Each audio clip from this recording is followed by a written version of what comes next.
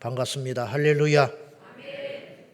우리 셀 리더들께서는 새벽 예배 끝난 직후에 바로 3층으로 오셔서 공부를 하시기 바라요.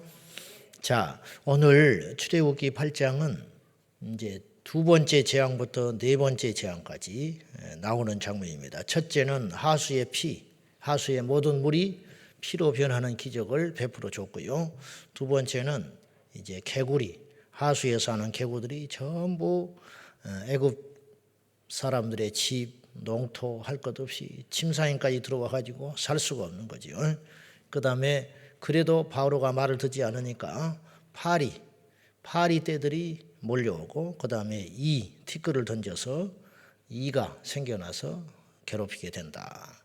하나하나는 별것 없지만 이들이 때로 물리니까 무서운 재앙이 되는 거죠. 특징이 있는데 앞으로 모든 재앙이 그러는데 이스라엘 백성들이 거하는 고센 땅에는 침입하지 못했다는 거죠. 심지어는 흑암도 온 땅이 캄캄이 어두워졌는데 애굽 전역에 고센 땅에만 흑암이 임하지 않았다. 이런 표적을 하나님께서 보여주심으로 이건 자연스러운 현상이 아니고 하나님의 절대적 간섭과 개입 때문에 일어나는 일이다. 이렇게 표징을 보여주시는 거죠. 자, 사람은요, 호칭이라는 건 함부로 붙이는 게 아니에요. 그리고 붙일 때는 다 이유가 있는 거예요. 제가 장례에 가서 그런 이야기를 자주 하는데, 장례에 가면 집사라고 써 있어요. 권사. 그거 아무나 붙이는 거 아닙니다. 평소에는 아무것도 아닌 것 같고, 교회 오래 다니면 집사 되고 그러는 것 같지만, 집사 아닌 사람을 집사라고 절대 못 붙여요. 성도도 교회 안 다닌 사람을 성도로 못 붙여요. 장례 때. 근데 대통령도 왕도 거기다가 성도라고 못 쓴다니까요. 쓸 수는 있겠지만 그건 거짓말이죠. 하나님은 대통령과 대통령이다 장관이다 아무것도 안 보세요. 뭘 보냐? 마지막 죽을 때 명패에 쓰인 집사냐 성도냐. 이게 이 사람의 마지막 결론이에요. 마지막이 결론. 무슨 말씀을 드리려고 하냐면 1절 보세요. 1절. 다 같이 시작. 여호와께서 모세에게 이르시되 너는 바로에게 가서 그에게 이르기를 여호와의 말씀에 보내라. 그들이 나를 섬길 것이니라. 모세에게 말하시기를 너는 바로에게 가서 이렇게 말하라. 내 백성을 보내라. 이스라엘은 그냥 백성이 아니야. 너의 소유물이 아니야. 네가 지금까지 마음대로 종로로 시키고 노예로 삼고 그랬을지는 모르지만 내 백성이야. 하나님이 책임진다 이 말이에요. 애굽 사람들을 내 백성이라고 말하지 아니하시고 고센 땅에 별것도 없고 변방에 쫓겨나가지고 목축이나 하고 별 일 없이 애굽 사람들이 천시 여기는 너희들이 마음대로 휘두를 수 있다고 여겨지는 종처럼 생각할지 모르나 나는 그렇게 안 생각해. 그들은 내 백성이야. 이렇게 이야기하는 거예요. 호칭은 이렇게 중요한 거예요. 내 것이다 그 말. 내 것. 내가 책임진다. 여러분 우리가 하나님을 누구라고 불러요? 아버지라고 불러. 그러면 모세는 하나님을 아버지라 불렀었느냐? 못 불렀어요. 모세는 우리보다 훨씬 뛰어난 자예요. 객관적으로. 모세는 우리보다 능력도 많았고 모세는 우리보다 하나님과 더 가까운 듯 보였어요. 왜냐하면 우리는 간접적 계시로 하나님을 지금 알아요. 간접적 계시, 말씀, 기록된 말씀, 예배, 설교 이런 걸 통해서 간접적으로 하나님을 알아가고 만나는데 모세는 하나님도 직접 그렇게 말하셨지만 내가 다른 선지자들에게는 꿈과 계시로 이야기했다. 그러나 내 종 모세는 그렇지 아니하니 내가 직접 대면하여 말한다. 이게 이제 권위 세워주려고 얼굴 세워주려고 하는 것인데 그것도 궁극적으로는 이스라엘을 위한 것이었지만은 아무튼지 간에 근데 우리를 주님께서 뭐라고 했냐? 자녀라 그래서 아버지라 부를 수 있는 권리를 주신 거예요. 권리. 아무에게나 이런 걸 주지 않는다니까요. 누차 말하지만은 우리는 큰 것을 그냥 받으니까 당연한 듯 여기고 실감이 안 나는 거예요. 나 같은 걸 하나님이 자녀래, 자녀. 백성을 뛰어넘어서 자녀래. 여러분들을 하나님이 자녀로 삼았대요, 자녀. 우리는 하나님의 자녀고 하나님의 백성, 하나님이 내 것이라 말씀하죠. 내 것이다. 하나님이 책임진다는 거예요. 그런데 이제 이런 말이 나올 때마다 우리에게 드는 의문점은 뭐냐면, 근데 왜 우리 삶은 이러냐는 거예요. 그렇죠? 그런데 우리에게는 때로 불행한 일이 닥치느냐 이 말이에요. 내 뜻대로 안 돼. 우리도 교회 식구들이 많아지니까 매주 장례가 나요. 그리고 계속 중보기도에 올라와요. 암이 걸렸다. 누가 넘어져서 부러졌다. 교통사고가 났다. 사고와 병, 그리고 또 경제적으로 어려워요. 전체적으로 예수 믿는 사람들이 못 살지는 않아요. 평균적으로 따지면. 왜냐하면 예수 믿으면 말씀이 들어가서 성실해지거든요. 그러나 열심히 하지만 불가항력적으로 실패하고 가난할 때가 있어요. 때로 부당한 일도 많이 당해요. 예수 믿는데. 왜 이런 일이 생기냐. 이걸 신학적으로 신정론이라고 그러는데, 하나님이 통치하시고 계시는데 왜 이 세상에는 악이 득세하고 불의한 일이 생기고 믿는 자들이 고통을 받고 선한 자가, 약자가 괴로움을 당하는가? 잘 모르겠어요, 솔직히. 왜 그래야만 되는지 잘 모르겠어. 선교사님들이 왜 차가 뒤집어져서 죽는지 난 잘 모르겠어요. 그런데 두 가지 대전제. 하나님은 살아 계시다. 두 번째, 그 하나님은 우리 아버지가 되신다. 요걸 전제로 하고, 요 전제는 바뀌지 않지요. 예? 하나님이 계시다는 거.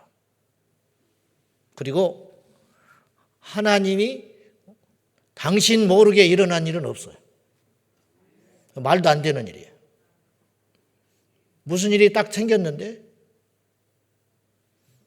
선교사님이 죽었는데 한참 사역에 열심히 던 분이, 신실한 분이, 농땡이 비우는 사람들 말고 처자식 놔두고 죽어버렸어요. 그러니까는 문제는 처자식은 견뎌요. 믿음이 있으니까. 막 전도해 오는 사람들 이해가 안 가는 거예요. 저렇게 열심히 선교사가 덜 죽어버리네. 그것도 사고 나서 죽었다? 하나님 살아있냐 이거야. 그럼 그걸 하나님 모르게 마귀만 역사해가지고 마귀한테 공격당해서 죽었나? 그건 아니지. 그것도 말도 안 되는 소리지. 그럼 하나님 모른다는 게 있다는 것인데, 하나님이 모르는 일 없고 관여하지 않는 일이 하나도 없어요. 그러면 결국은 하나님이 살아계시고 하나님이 능하시고 하나님이 모든 걸 아시고 하나님이 모든 것을 통치하신다. 이 전제는 변할 수 없는 전제예요. 여러분, 우리가 하나님 앞에 아무리 고집부리고 까불어보고 그걸 뜻을 바꿔보려고 해도 안 돼요. 안 돼. 그러면 그 전제, 하나님께 땡깡 나도 안 되는데, 그렇게 대전제로 할 때 그럼 왜 우리에게 이런 일이 생기는가? 그 대표적인 예가 바울의 가시. 바울은 가시가 있음으로 사역에 엄청난 방해가 생겼어요. 사역에. 잘은 우리가 상상이 안 되지만 한번 생각해 봐요. 건강해서 펄펄 뛰어다니는 것이 복음 전파에 도움이 되지, 툭하면 아프고 어디가 아팠는지 잘 몰라요. 안질이다, 뭐 간질이다 이런 말이 있지만은 어느 것 중에 하나라도 복음 전하는데 방해되죠. 그런데 하나님이 옳다는 전제하에 예수 그리스도를 믿는 우리에게 일어나는 이해할 수 없는 사건과 사고들이 있다면 우리는 결국 어떤 결론을 낼 수밖에 없냐면, 하나님은 옳고 하나님이 행하시는 모든 일이 선하다면 우리에게 유익할 것이다. 그것조차도 유익할 것이다 라고 결론 내릴 수밖에 없는 것이라는 거예요. 바울에게 가시가 있으므로 뭐가 유익했냐? 순간에는 손해예요, 순간. 그러나 그의 사역 인생 전체로 볼 때는 유익해요. 왜냐? 그것 때문에 변질되지 않았어요. 그것 때문에 교만하지 않았어요. 그것 때문에 하나님을 의지할 수밖에 없었더라는 거예요. 핸디캡이 하나님을 만나면 장점이 된다. 거꾸로 너무 많은 걸 가진 자는 조심해야 돼요. 넘어질까 조심해야 돼. 하나님은 우리의 유익을 위해서 때로 우리에게 다 주지 않으시고, 때로 하나님은 우리의 유익을 위해서 우리에게 아픔을 허락하실 때도 있더라. 내 백성이기 때문에 우리보다 더 잘 아시는 하나님이 알아서 주신다. 그럼 뭐 때문에 그런 것들을 허락하셨냐? 일시적으로는 손해지만 궁극적으로 유익하기 위해서. 하나님이 우리에게 허락하신 고난과 시련과 이해할 수 없는 사건은 우리에게 어떤 궁극적 유익을 주는가? 내 영혼을 안전하게 천국으로 데려가는 유익이 있다라는 거예요. 실제로 하나님의 사람은 가난 때문에 그 영혼이 강건한 수가 많아요. 실패했기 때문에 주를 믿고 실패했기 때문에 하나님 앞에 더 매달리는 경우들이 훨씬 많아요. 어떤 사람이 하나님의 사람이냐? 구별하는 절대적 기준이 있어요. 그것은 복을 받고 능력이 나타나고 이 땅에서 형통한 것이 하나님의 백성이라는 절대적 기준이 될 수 없고, 어떤 것이 정말로 하나님의 택한 사람의 특징이냐? 환난이 오든 기쁜 일이 있든 어떤 경우에서라도 주 예수 그리스도 앞에 궁극적으로 무릎 꿇는 사람, 저는 그 사람이 하나님의 사람이라고 여겨집니다. 우리 교회에서도 수없이 그렇게 보고 있어요. 나가 떨어지는 사람은 아니야. 그러나 어떤 계기와 어떤 사건을 통해서라도 하나님께 붙들리는 사람은 그것은 하나님의 백성인 거예요. 진정한 친구는요, 어떤 경우에도 떠나지 않아요.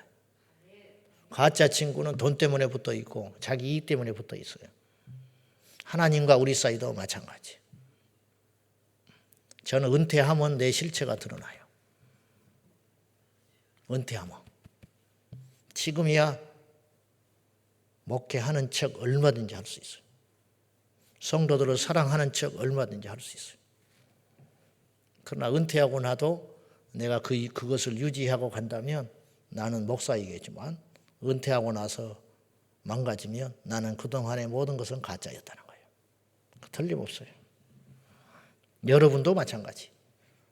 하나님 앞에 순전하세요. 그래야 하나님이 그 중심을 보시고 사용하세요. 자, 이제 개구리가 몰려오니까 살 수가 없어서 내일 나가라. 바로가 그래요. 내일 그러면 가서 예배해.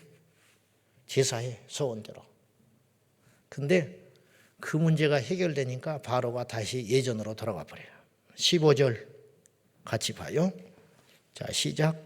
그러나 바로가 숨을 쉴 수 있게 됨을 보았을 때에 그의 마음을 완강하게 하여 그들의 말을 듣지 아니하였으니 여호와께서 말씀하신 것과 같더라.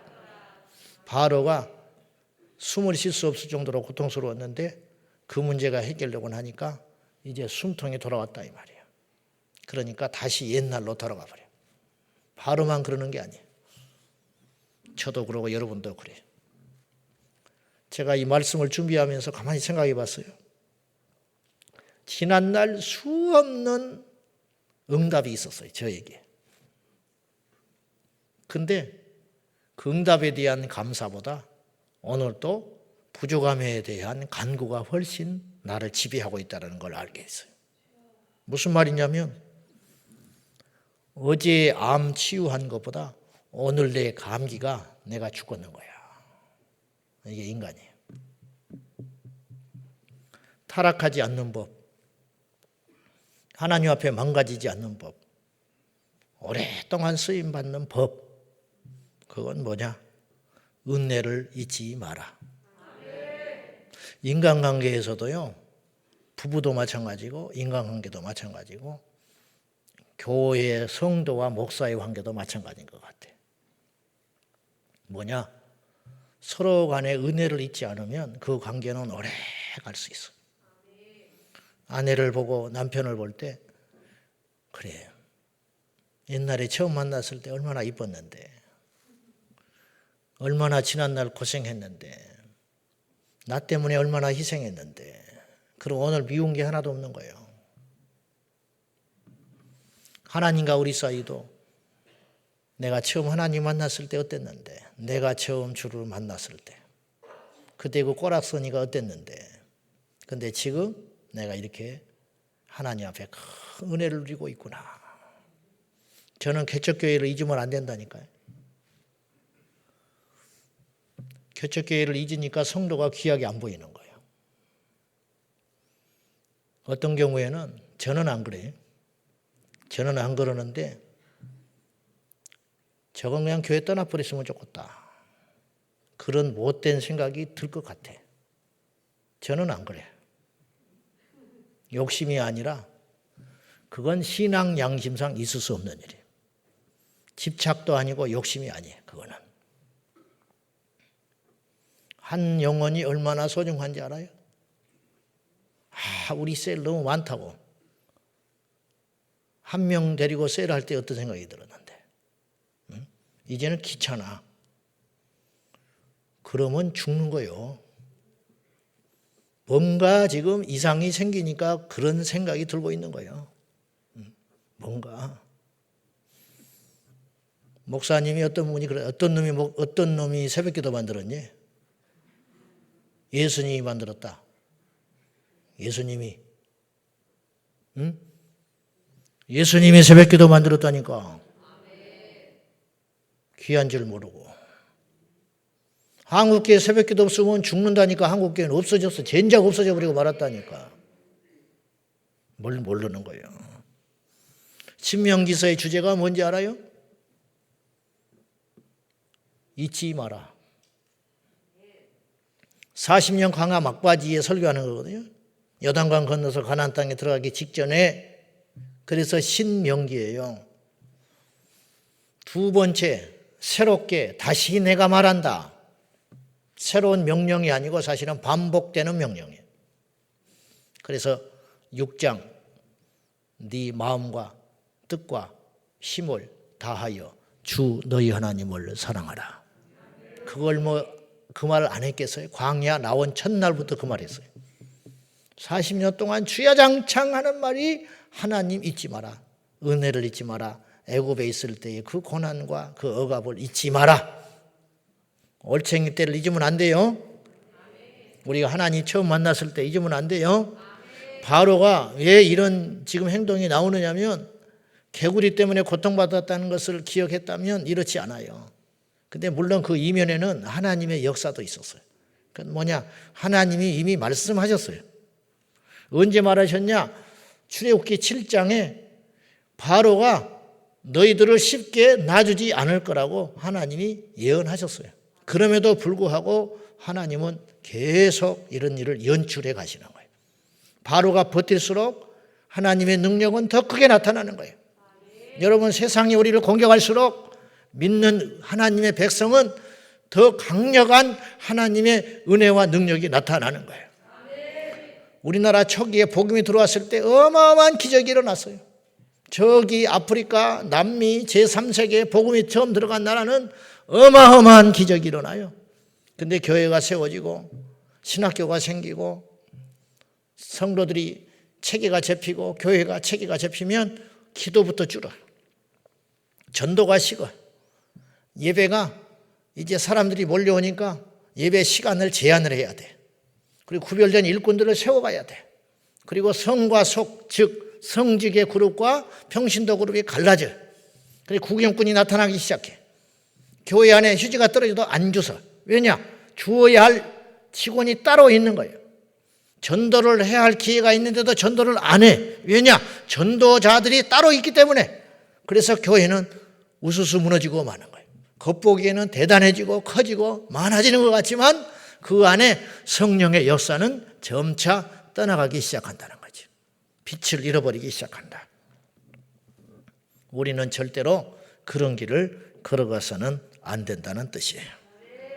자, 하나님께서 바로가 순순히 놔주지 않을 것도 이미 아셨다면 이제 하나님의 전능하심, 전지하심인데 그렇다면 결국 우리의 모든 형편과 내 백성, 그랬죠. 아까 서두에 하나님이 우리를 내 백성 삼았다요. 하나님이 나를 종 삼았다. 하나님이 나를 자녀 삼으셨다. 그렇다면 우리는 결국 어떤 결론을 도달시켜야 되느냐 하면 우리에게 일어나는 어떤 일도 불평하지 말자. 고통에는 뜻이 있을 것이다. 길이 막히는 것은 이유가 있을 것이다. 내게 당하는 시련에는 분명히 까닭이 있을 것이다. 그 믿음을 가지고 우리 하나님께 나아갈 적에 우리는 더 강성해지고 더 겸손해지고 더 본질적인 사람이 되고 더 십자가로 무장하게 되고, 그러므로 우리에게 일어나는 이 땅의 일들, 인간관계, 사건, 사고, 질병, 내 뜻대로 안 되는 거, 이런 모든 인생의 막힘과 이런 것들은 이 땅의 일인데, 이 땅의 일이 일어날 때 환경과 사람과 담판을 지면 절대로 답이 안 보이니 그걸 가지고 어떻게 나와야 되냐? 하나님께 나와서 하나님께 풀어놓아라. 그리고 하나님께서 해결해 주시리라.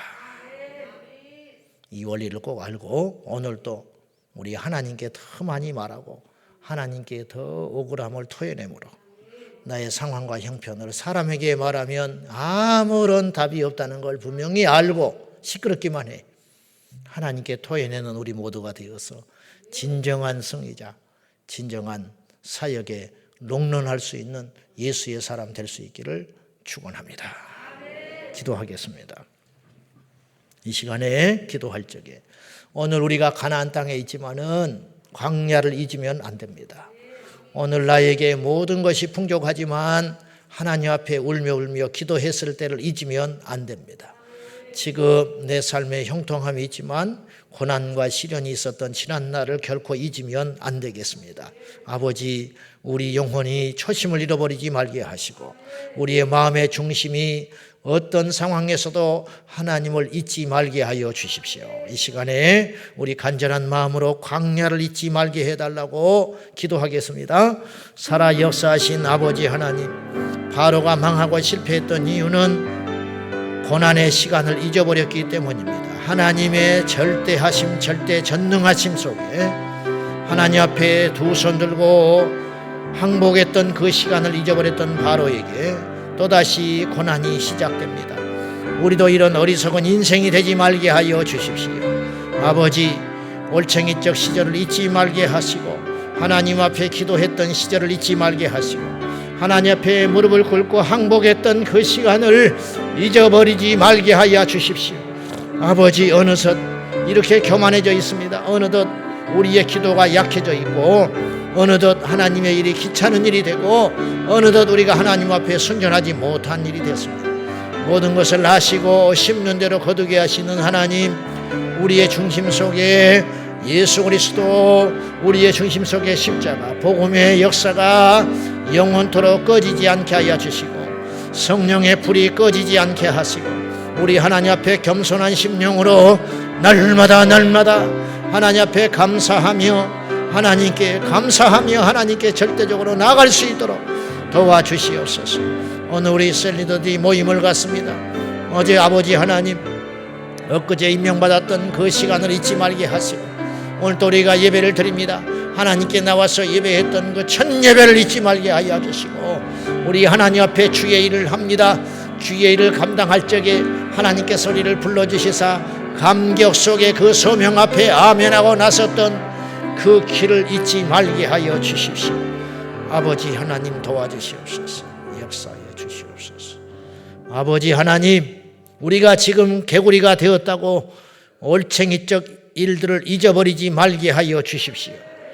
바로가 숨을 쉬게 되니 지난날 하나님께 항복하며 엎드렸던 걸 잊어버리고 말았습니다. 하나님, 무서운 걸 잃어버리고 또다시 고난의 길을 겪습니다. 우리가 이런 어리석은 인생이 되지 아니하도록 날마다 처음 마음 잊어버리지 말게 하여 주시옵소서. 아버지, 사랑하는 우리 성도들, 예수님 처음 만났을 때의 그 감격, 그 은혜, 그 회개의 눈물 잊어버리지 말게 하여 주시고 우리 셀리더들 지난 주일날 임명받았던 그 감격, 그 결단 잊어버리지 말고 우리 예수님 오실 때까지 끝까지 달려가도록 도와주시고 이 부족한 종 개척했을 때 그 마음 잊어버리지 말게 하시고 우리 사역자들 하나님께서 우리에게 맡기실 때 아멘으로 화답하며 두렵고 떨림으로 나섰던 그 길 잃어버리지 않고 주님 앞에 교만하지 않도록 도와주시옵소서. 아버지 우리를 살려주십시오. 아버지 가난해서 죽는 것이 아니라 목말라서 죽는 것이 아니라 질병 걸려서 죽는 것이 아니라 교만해서 죽어버린다는 것을 오늘 또 잊지 말게 하여 주시옵소서. 예수님의 이름으로 간절히 기도하옵나이다. 아멘. 주여